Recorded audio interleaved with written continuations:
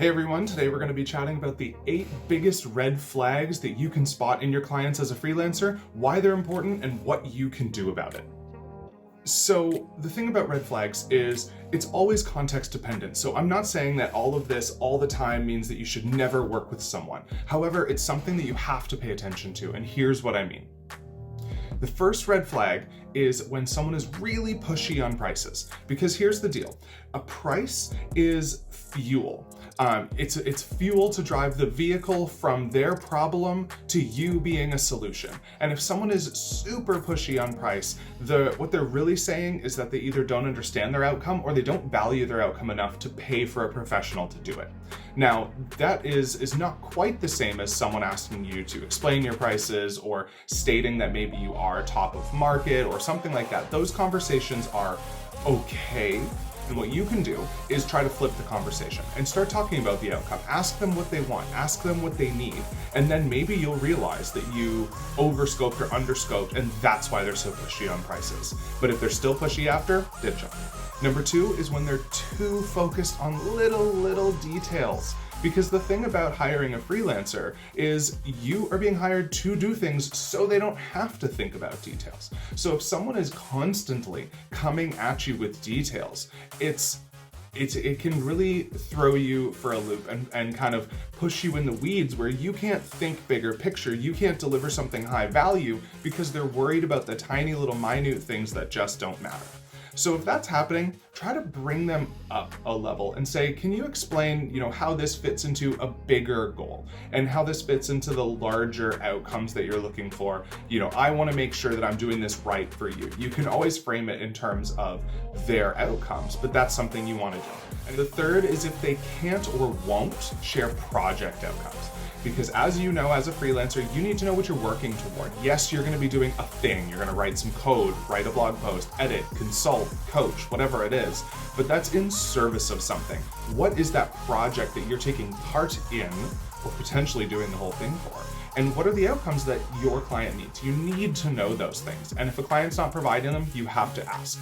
So either you can ask directly and see what they say, or you can start asking about bigger goals for the company or the organization, and then tying that in and saying, oh, well, based on this larger goal, this project would be, to attain blah. Is that correct? And have them correct you or have them confirm it for you or correct you. The fourth is when someone doesn't hold up their end of the bargain. So that means anything that they need to do for you in order for you to do your work. Is that introductions? Is that delivering a document to you? Is that getting you to sign something or signing something that you sent them?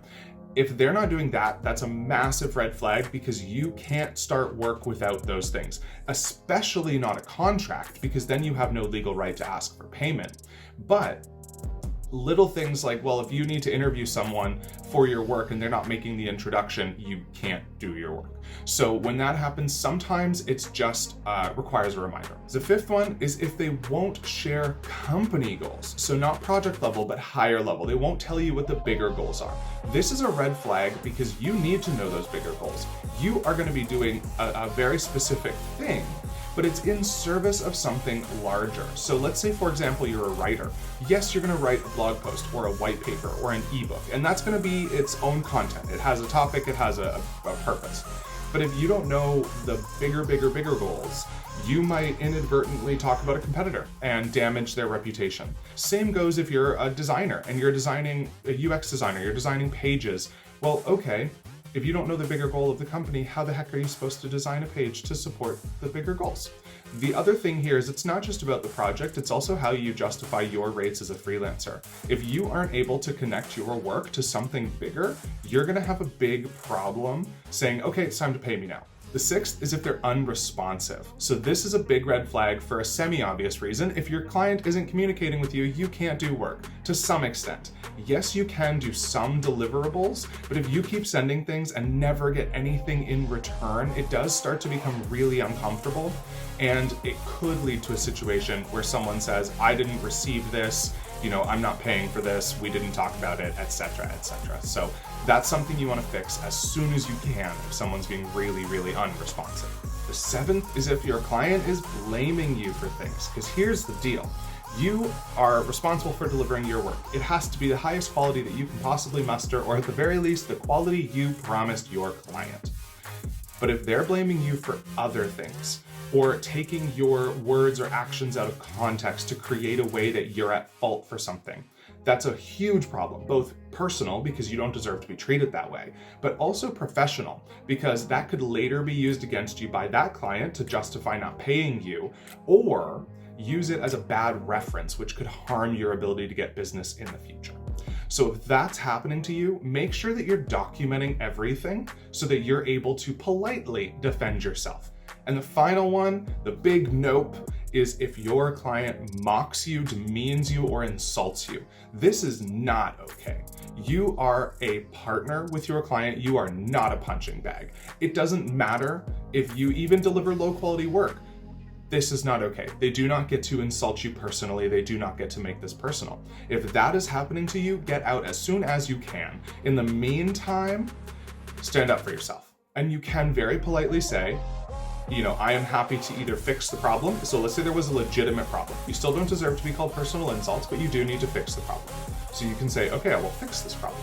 If there isn't a problem, and maybe it's one of those situations where your client's having a horrible day and they're taking it out on you, still not your problem. You can say, I understand that you seem a little frustrated to me. I apologize if it's due to me. However, I would like for us to have a professional relationship. And if it keeps going, you need to just step back and you politely deliver whatever you can. You send that last invoice and you say, unfortunately, I don't think we're a fit to work together. If you liked this video, please like and subscribe. I put out videos regularly with tips and insights for freelancers on how to build their businesses. And if you have any questions or comments, leave them below. I'd love to connect with you, love to answer your questions for this video or in another video.